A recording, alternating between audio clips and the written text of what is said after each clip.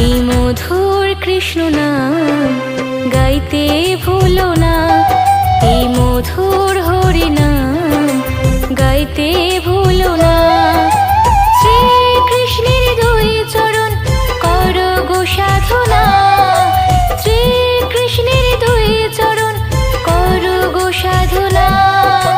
মধুর হরি নাম গাইতে ভুলো না, এই মধুর